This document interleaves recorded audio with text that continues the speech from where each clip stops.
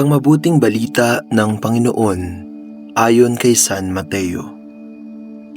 Noong panahong iyon, sinabi ni Jesus sa kanyang mga alagad, "Narinig ninyo na sinabi, mata sa mata at ngipin sa ngipin.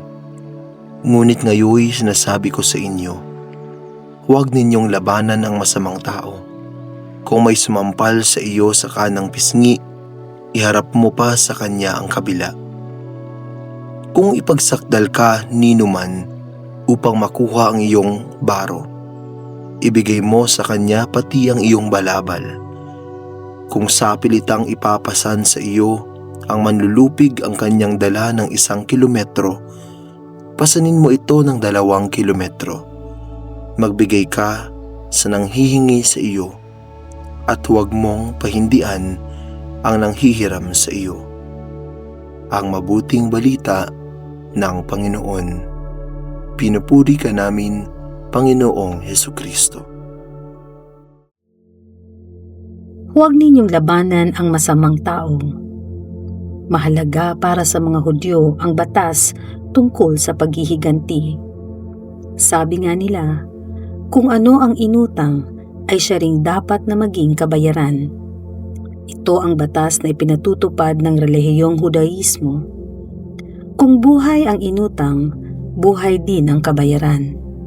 Magkagayunman, huwag sana nating kalilimutan na mga Kristiyano tayo at hindi mga Hudyo.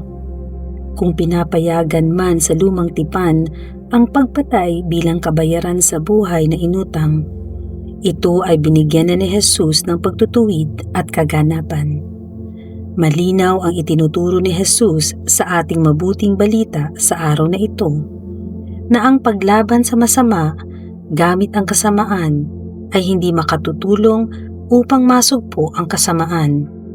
Sa halip ay lalo lamang itong lalala at hindi kailanman mapuputol ang tanikala ng kasamaan na gumagapos sa mundo. Ang Kristyanismo ay hindi lamang institusyon ng mga batas katulad ng Hudaismo. Ang Kristyanismo ay isang relihiyon na ang pinakapuso ay batas ng pagmamahal. Sa pagmamahal lamang nagiging ganap ang ating pagiging mga Kristiyano. Nasubukan mo na bang gumawa ng mabuti sa mga taong gumawa sa iyo ng masama? Nagawa mo na bang ipagdasal ang mga taong ang turing sa iyo ay isang kaaway? Sikapin mong supilin ang kasamaan gamit ang lakas ng kabutihan at pagmamahal.